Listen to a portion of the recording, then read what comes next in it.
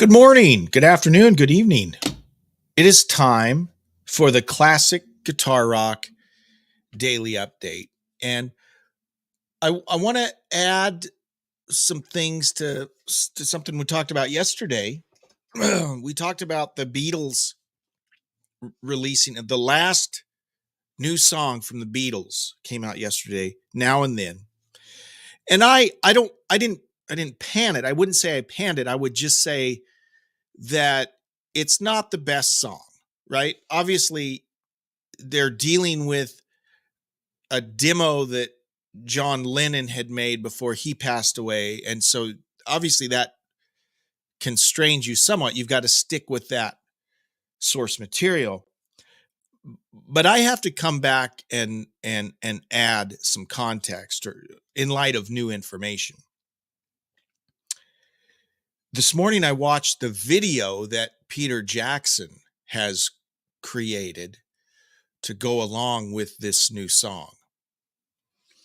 And let me just say, the video is awesome.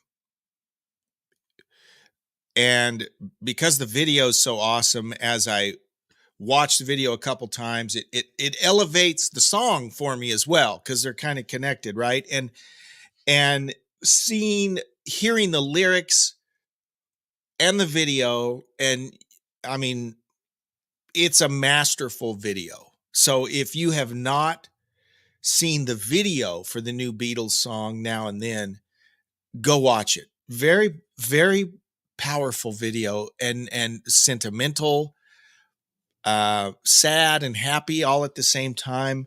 I don't want to spoil it for you, but Peter Jackson has done a masterful job of syncing old video footage with newer video footage. We see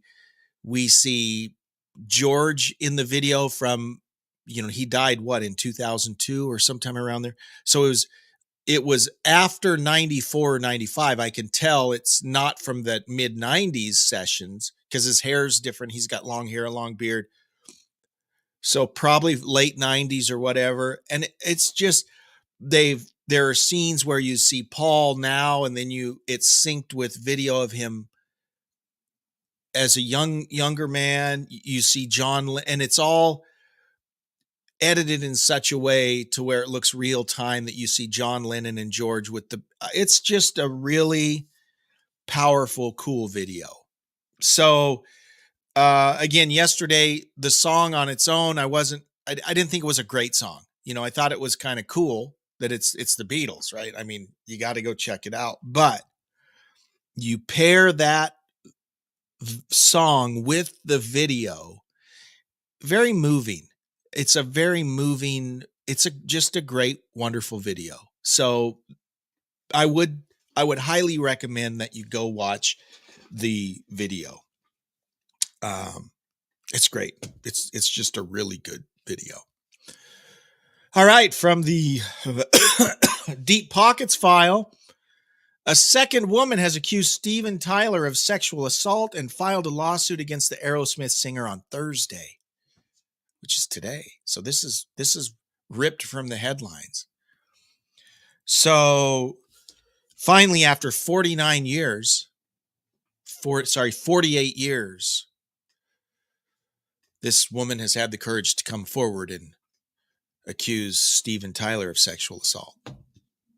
48 years.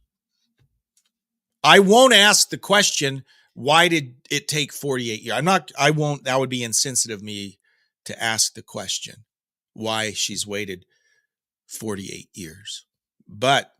And I'm not going to go into all the lurid details. This happened in 1975, allegedly. She was 17. He was 27. 48 years. All right. The Scorpions, this is from Blabbermouth. These are their words, not mine. I love Scorpions. Scorpions, one of the most iconic and influential hard rock bands of all time. I love the Scorpions. Are they one of the most influential hard rock bands of all time? I'd be interested to hear what you. I think they're a great band. One of the most. I'm not saying I disagree. I'm just saying I've never on my own come to the conclusion that they are one of the most iconic and influential hard rock bands of all time. They're a great band. I've just never seen it put in writing right in front of me like that. So I'm thinking about that. They're returning to the Las Vegas Strip in 2024 with a brand new exclusive headlining residency show in celebration of the 40th anniversary of their iconic album, Love at First Sting, which is not my favorite Scorpions album, by the way. That would be Breakout. They're going to be performing that album plus all of their biggest hits. That will start. It kicks off on Thursday, April 11th, 2024 at Backed Theater at Planet Hollywood Resort and Casino. Now, they did a residency back in 2022, Sin City Nights. They sold out all 9 performances. So it doesn't say how long their residency will be. Scorpions came through town here where I live about a year and a half ago. They still, Klaus, he's in his 70s, right? Klaus is not the same Klaus he was, in the 70s and 80s, but still a great show. They still sounded pretty dang good. So Scorpions fans, look out for that in Las Vegas. Also, more touring news. Green Day. Can we just talk about Green Day for a second? And I'm not a hater. I'm not I don't intentionally do this to stir the pot. Green Day is in the Rock and Roll Hall of Fame. Foreigner is not. Styx is not. Kansas is not. Bad Company is not. Green Day is.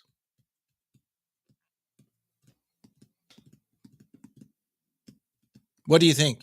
First of all, is Green Day classic rock? I don't think so. I wouldn't consider them classic rock. For me, classic rock, the classic rock era ended at like 1988, somewhere around there.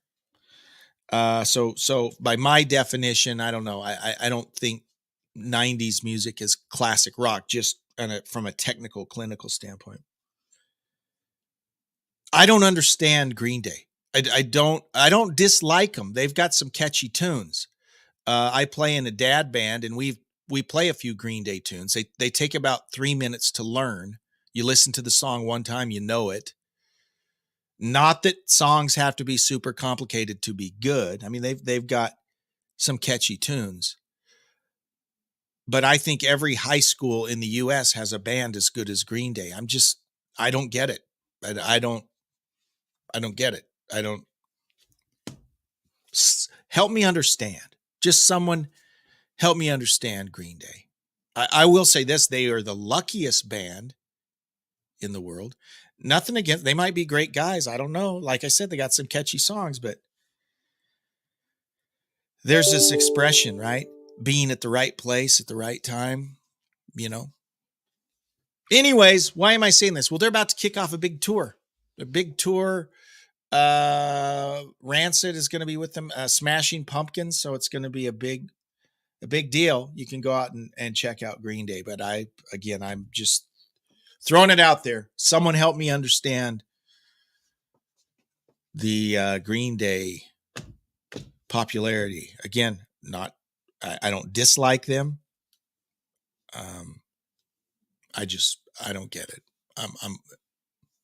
Maybe I'm just too old. I don't know. Now I'm all down and depressed. And I don't mean to be down and depressed. It's a Friday. We should all be happy. Thank you so much for tuning in. Appreciate you. You know what? I promised you an album today. Hang on. I'm going to go get an album. Hang on. I got an album we're going to talk about really quick. Hang on.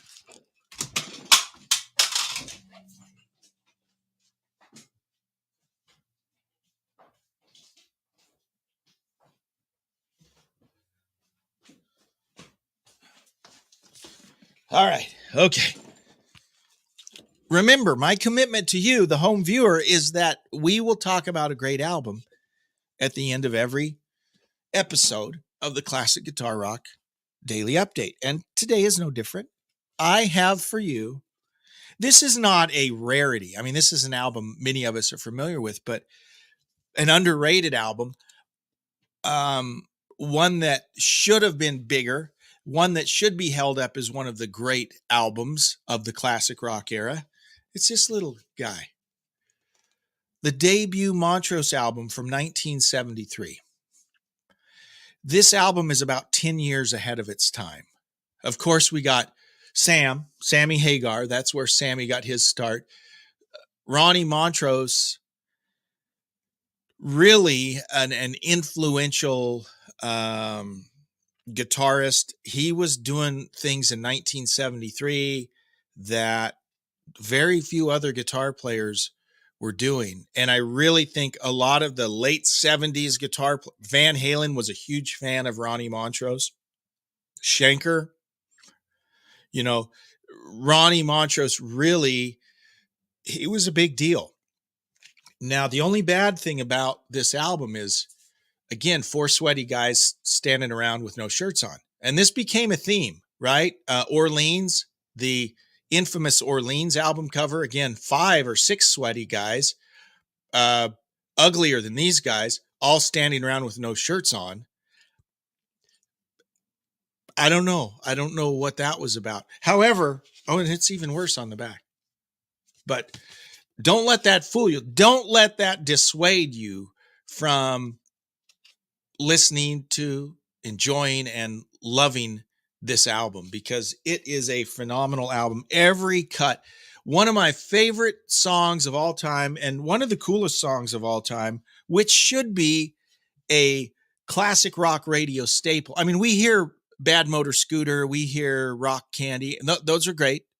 But to me, the killer track on this album, Space Station Number 5. Whoa. Awesome song. It's a killer riff. It's kind of a Planet of the Apes meets Logan's Run meets Space 1999 science fiction heavy metal shred fest. It's awesome. It's awesome. So the spotlight album of today, 1973's Montrose, really just a great album, and the best Montrose album. I mean, there were other Montrose albums, but this is the one. This is the one. And very influential, did not garner the commercial success that it should have at the time. Though over the years, it's sold more and more and more and more because people get it, right? They hear this. And every time I put it on and play it, I'm like, wow, that's from 1973, because the guitar tone, the production, it sounds like it should have been 1980, right? You listen to this and then you listen to like a BTO album from 73. And that's nothing against BTO. I love BTO, but BTO, Foghat, listen to a contemporary album from 1973 compared to this. There's no comparison. This just sounds a lot more modern. It's just more rockin'. The guitar tones are better, and it's just great. And of course, Sammy Hagar he's an animal on this album. It's a great album. So if you don't already own this album, what are you waiting for? I dropped my mouse. If you don't already own this album, go out, tell your boss you got to go on break. You've got a family emergency, and go find this album or CD, or bare minimum, go out to your car, stop what you're doing, and stream this album right now. It's a great one. I mean that. Thanks for watching. Have a great weekend. We'll see you on the next Classic Guitar Rock Update. Live long.